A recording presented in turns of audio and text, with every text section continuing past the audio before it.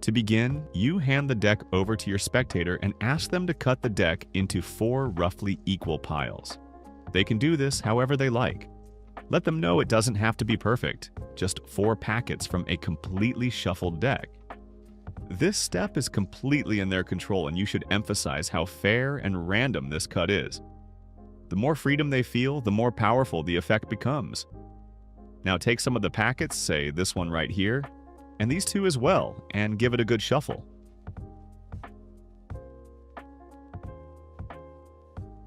You can even hand it over to the spectator and let them shuffle it themselves if you want.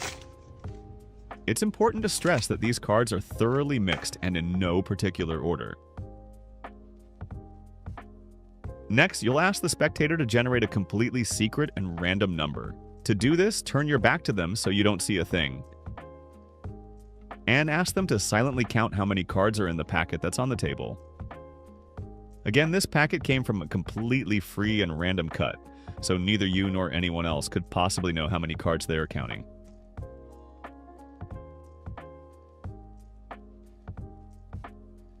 Let's say they count 16 cards. They don't say the number out loud, they just keep it in their mind. Only they know it. Once they've counted and remembered their secret number, you can turn back around. Now it's time for them to pick a card, again in a completely fair way. From the shuffled packet, you start dealing cards face up onto the table, creating a small spread.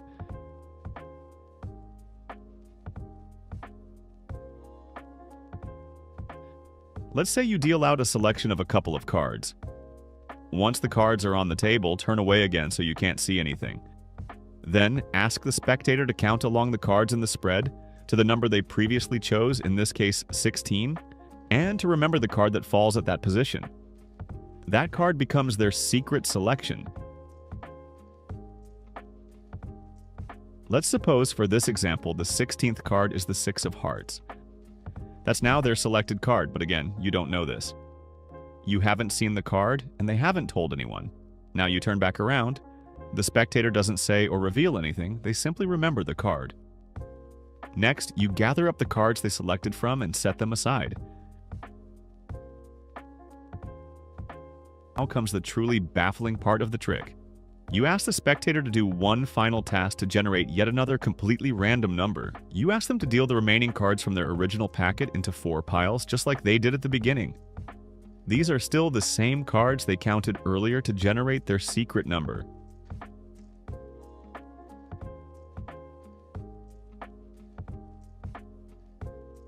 Once they've made the 4 piles, ask them to flip over the top card of each pile.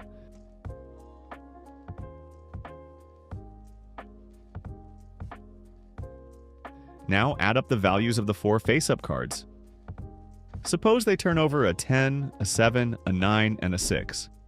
That totals 32. Once you have the number, again, completely random, you begin to deal down from the deck. 1,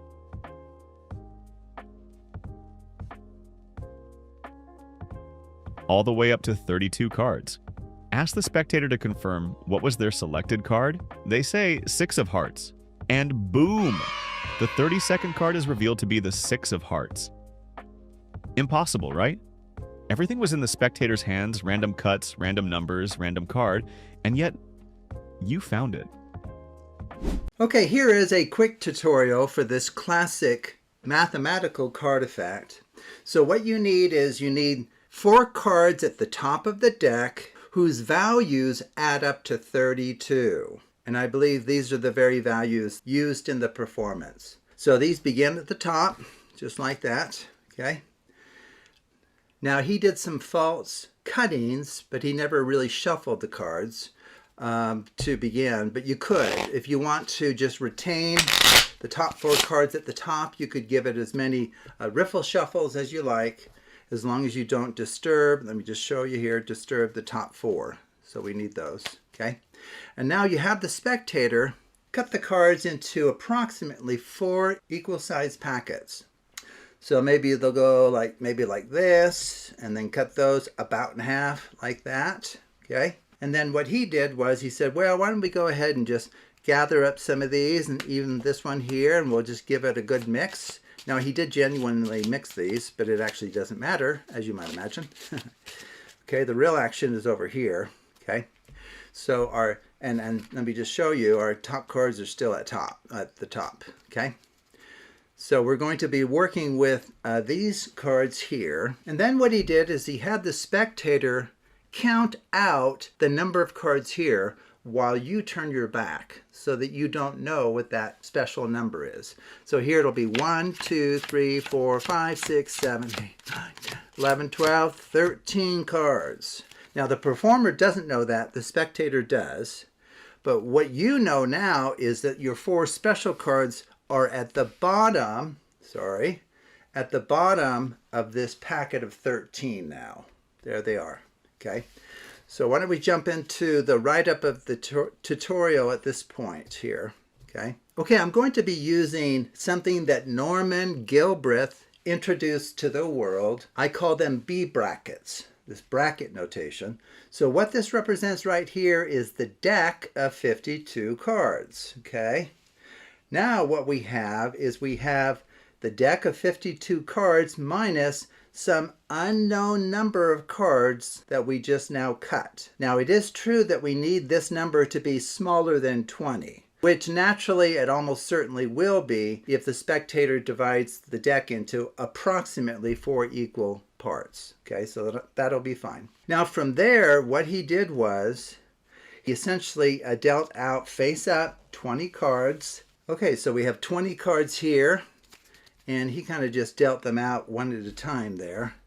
I was having a hard time fitting them doing that, but here they are. And then you as the performer turn your back again. Spectator uses their random number of cards here, which was 13, to identify their special card for the performance. So here they would go 1, 2, 3, 4, 5, 6, 7, 8, 9, 10, 11, 12, 13.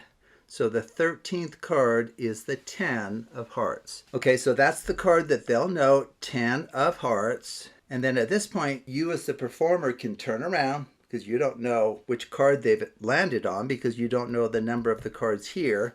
And then close these up. Okay, maintain their order. Okay. So to clarify where we are at this point, we've cut off N cards right here. Maybe I'll turn them like that. Okay.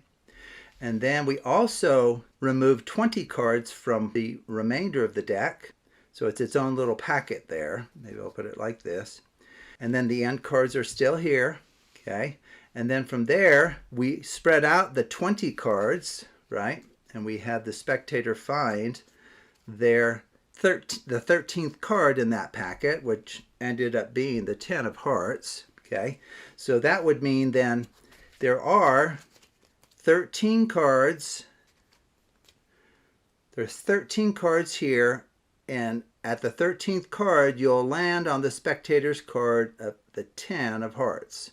Okay, so that's what this N, and then the asterisk is indicating their card is the last card of that group of 10 cards. N here is 13. And then we have the remainder of the cards from the packet of 20. Notice that N plus 20 minus N is 20. So these two add up to that. We still have our packet of N cards there. Okay. Now, do you remember what he did next? He took, this is the packet of 20. He took the remainder of the deck and put it on top of that packet. Our packet of N cards is still here. These are the cut cards from the beginning. Okay. And then you can see what's going on and how we arrive at, in just a moment, we're going to arrive at 32 being a special number that will land you on their cards. So let's just talk about that really quickly here. So we've set the remainder of the cards on top of the 20 cards containing the 10 of hearts, their card, okay? So if you've noticed, we lost a couple of brackets there. So it's 32 minus N, and then this quantity here, 20 minus N. Okay. Now, if you look at what's happening here, 32 minus N and then another N cards, those combine to just give you 32 cards. All of this simplifies. It's like writing 32 minus N plus N. Well, that's just 32. And so this asterisk here would indicate that the 32nd card down in this packet here is the 10 of hearts, their noted card. Okay. and then their cut cards are still over here. So to finish, all he did was, okay, so here we are. All he did was he had the spectator deal out the cards into 4 piles. Remember that? And it doesn't matter how many cards are in this little pack, as long as it's less than 20, okay? It will always be the case that those final bottom 4 cards rise to the top. You have the spectator reveal those, add up their values, and of course they add up to 32. And then you use that number to locate the spectator's randomly arrived at card in this packet. So it's 1, 2, 3, 4, 5, 6, 10, 2, 3, 4, 5, 6, 7, 8, 9, 10, 20,